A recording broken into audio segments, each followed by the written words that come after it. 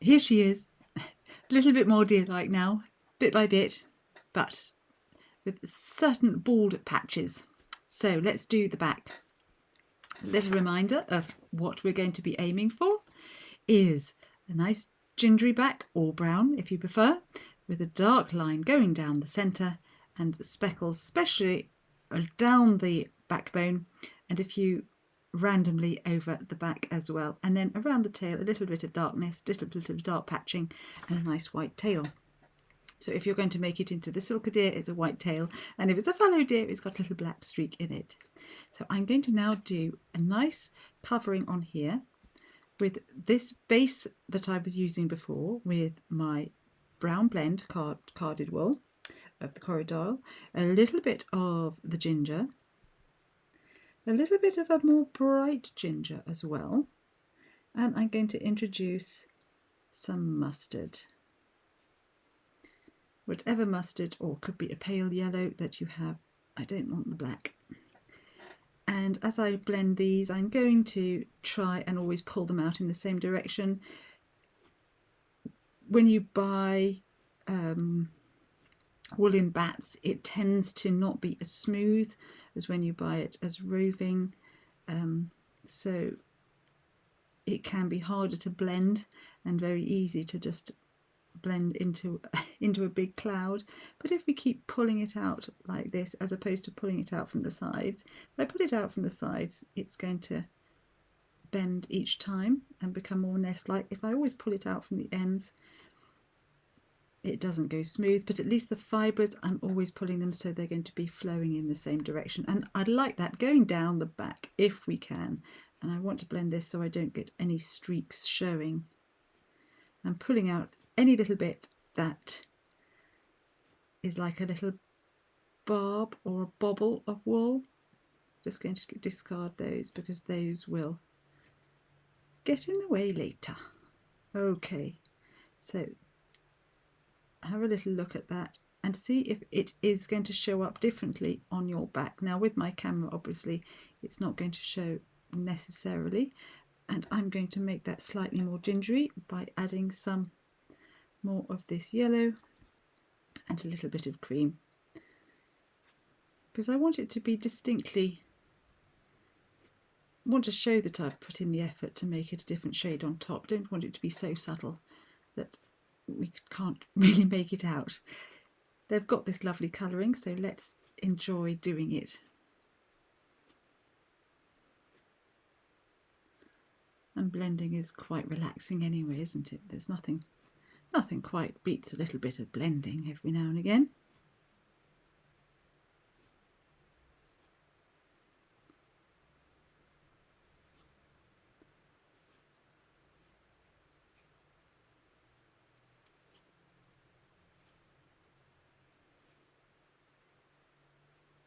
Righty-ho, I think we're there.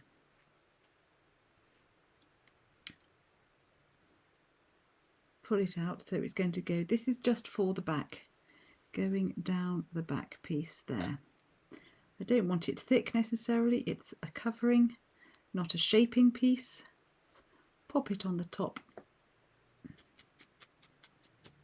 going lengthways along the body. So try not to put it as though it's going round like a sausage roll, thinking about it going from head to the back.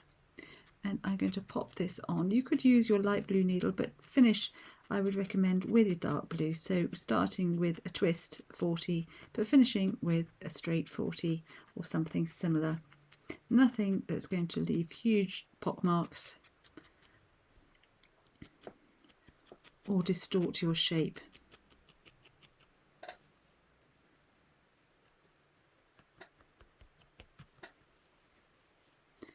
Now I've got a streak there of ginger that didn't blend well. Instead of trying to hide it by tucking it in, I'm going to take it out because that will just distort my shape.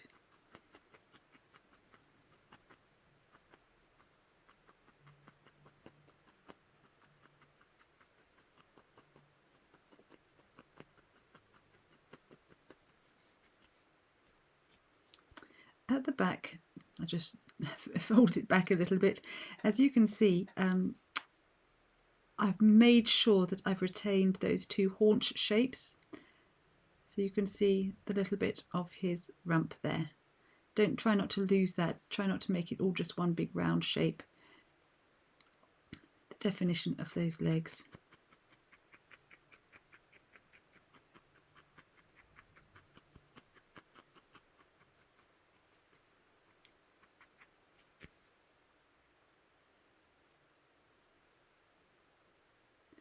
Again, an unblended and unwelcome piece in there. We're going to smooth this all around. Bring it down a little bit, making sure there's a little bit of an overlap.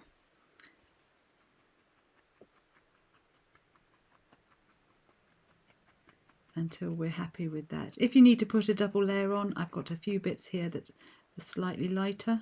I'm going to put on a little bit of a veil covering coat on top of that until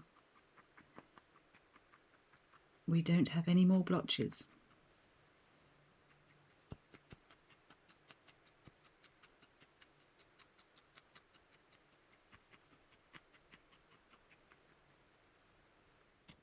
Now for the dark line. I'm choosing a dark brown, not a black. I'm going to pull it out, tease it out. I don't want it to be really a thin, straight line. It's made of fur, so it's not going to be a direct line. And it starts actually on the top of the head, behind the back of, almost like between the ears, a bit lower down than that.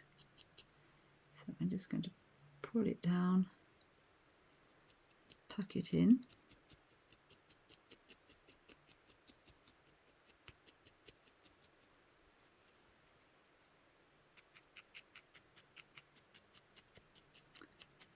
So very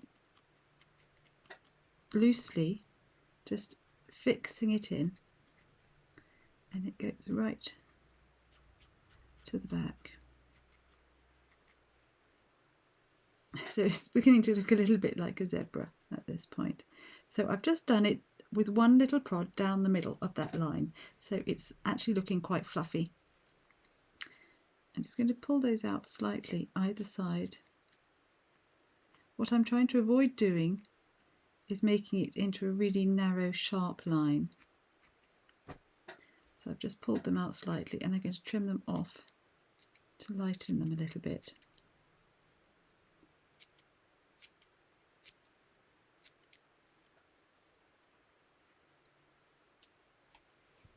And I need to add a little bit more down there as well. So again, making sure it's not tight. So when I say not pull tight, you don't want to be giving it a twist. You don't want to be pulling it really, really tight so it narrows down. Keep it nice and fluffy. So we can still work with it. And again, down that central line, a few prods either side of the line.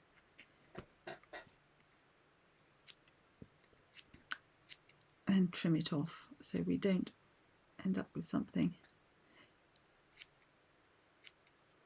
overly dominant like that. I'm then going to cover that with a little bit of my blend.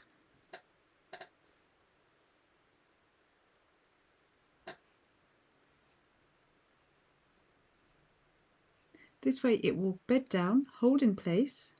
So I'm really going to bring it out. So this is a very faint blend of the browns and almost like a gingery colour.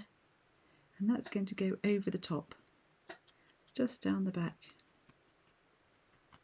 You see, it just disguises the line just slightly. Make sure you're not covering it. It's really very, very light.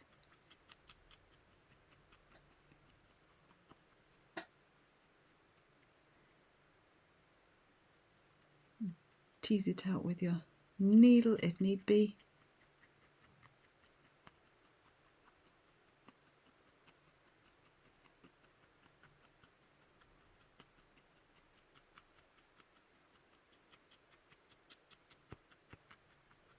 So you can see we've definitely got the line there, but it's just been softened